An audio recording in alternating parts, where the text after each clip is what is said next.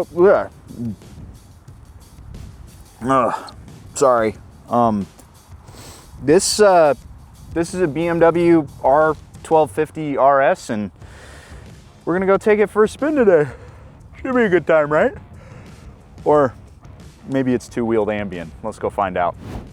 Okay, folks, so if you missed the last couple of these sort of like loose first impression videos, I just want to let you know, this is just a way for me to come out and have some fun on a bike and show you all kinds of different motorcycles. Now, I'm not going to like every single one of them, and because I don't like it, that doesn't mean that this is a bad motorcycle. We have to say that at the top, otherwise I feel like so many people are going to be very upset with me.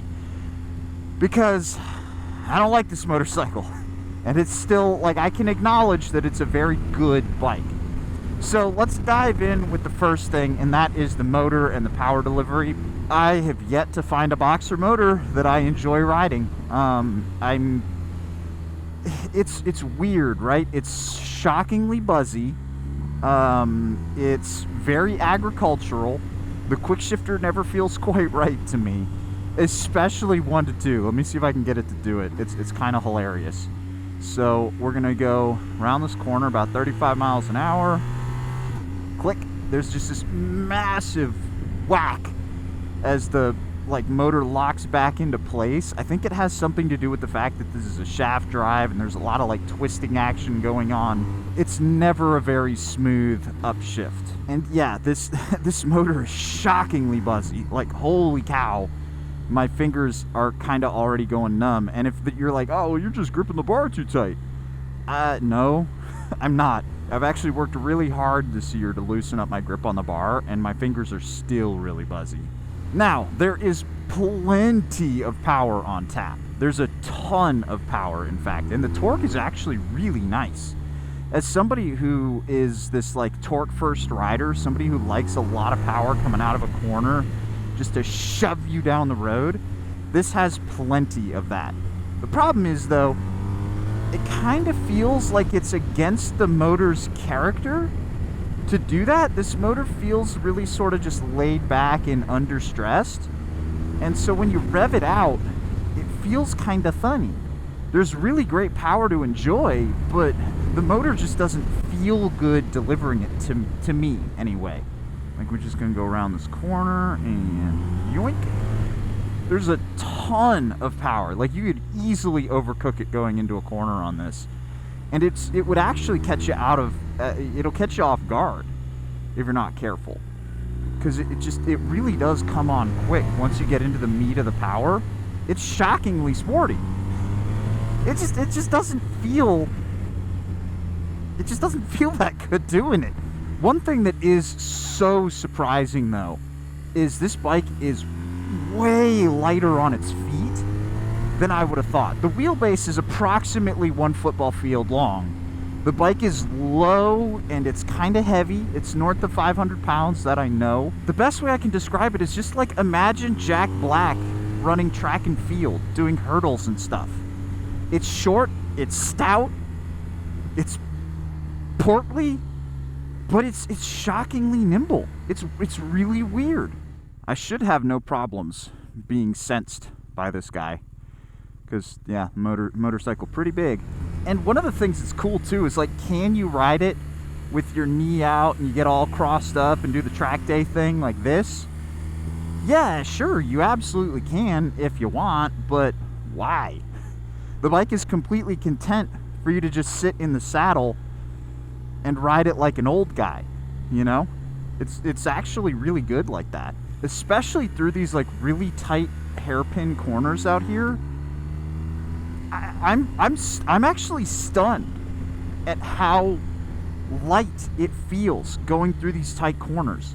A bike this big has no right to feel this light. It feels almost as light, if not lighter, than my 210 660. It's shocking how good it is. It's truly shocking.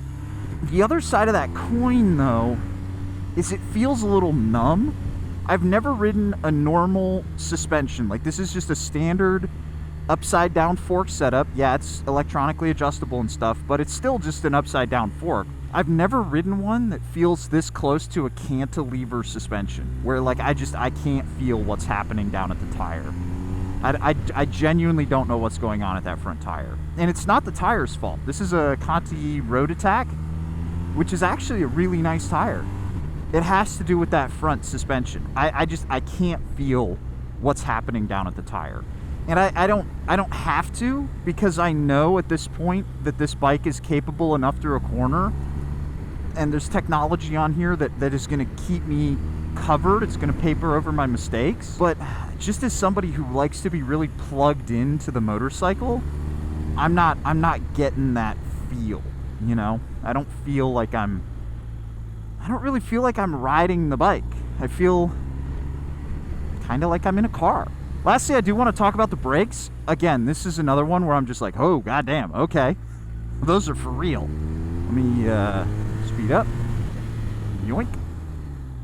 They're stopping a lot of bike, and they feel good doing it. A lot like the motor pushing you out of a corner faster than you'd think. The brakes actually slow this thing down faster than you'd think. But now let's pull this thing back on the side of the road and let's talk about the specs on it, as well as get more granular on some of the stuff that I do and don't like about the R1250RS right here.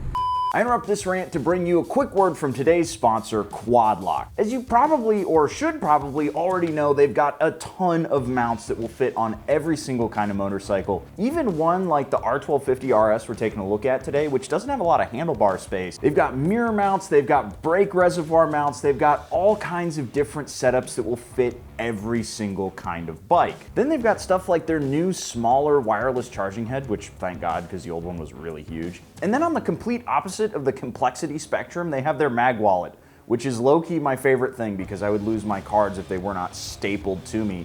And the second best thing is attaching them to my cell phone, because this is basically stapled to me nowadays because we live in 2025 and your cell phone goes with you wherever you go. Check out everything that Quad Lock has to offer by clicking that link down in the description below, and a huge shout out to Quad Lock for supporting the channel. And with that, some specs on that RS right there. It has a 1254cc boxer twin motor putting down 136 horsepower, 105 foot-pounds of torque while weighing in at 535 pounds. Now, we'll talk about this a little bit later, but I'm pretty sure that this has the OEM low seat, which makes this a 29.9-inch seat height versus the standard 32.3 inches. But before we get there, I actually want to talk about the looks on this, because they're actually kind of impressive to me. Now, until today, I had yet to find a brown paint job that I actually liked.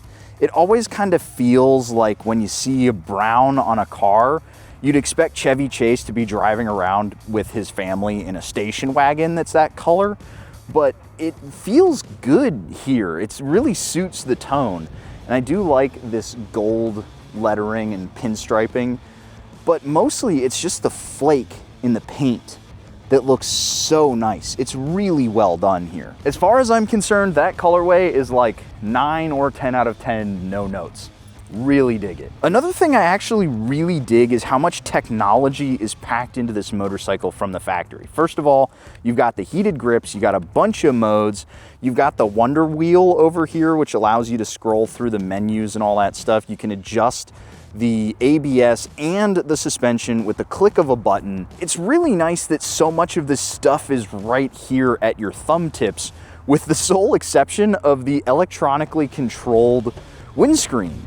I haven't figured out how to raise and lower it. It just should be a button, like right here or over here somewhere, to raise and lower it. I shouldn't have to dive into the menus to do it. That's kind of stupid. Another thing that I don't like is it is a key fob bike.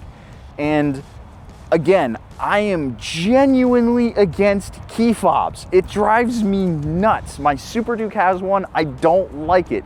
Harleys have them. The Livewire that's in my garage has them. I don't like it. Just give me a key, especially when you consider the fact that I don't have the key fob for this motorcycle. But what I do have is the spare key that has the chip in there.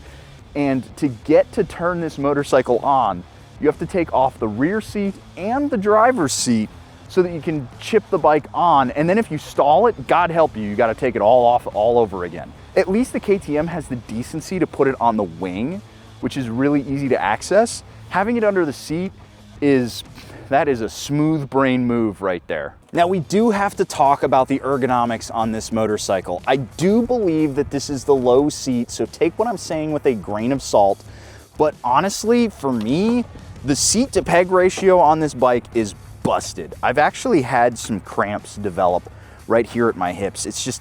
It's not that comfortable for me to sit on long term, and it really feels like it's forcing you into this upright seating position. Otherwise, some angry German is gonna walk by and whack your knuckles with a ruler and scream. But for me, the single most annoying ergonomic woe here is something that's just inherent to every Boxer twin, and it's this.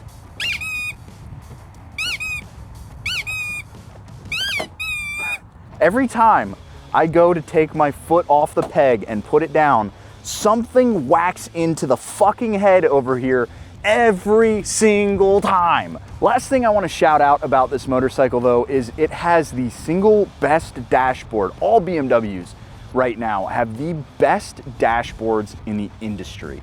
They're super duper high refresh rate. They're either 144 Hertz or like 240. They're insane. As somebody who prefers like high frame rates in video games and stuff, I can really appreciate the screen that is on this motorcycle. I don't know why other companies don't just buy from this supplier, or maybe BMW builds them themselves.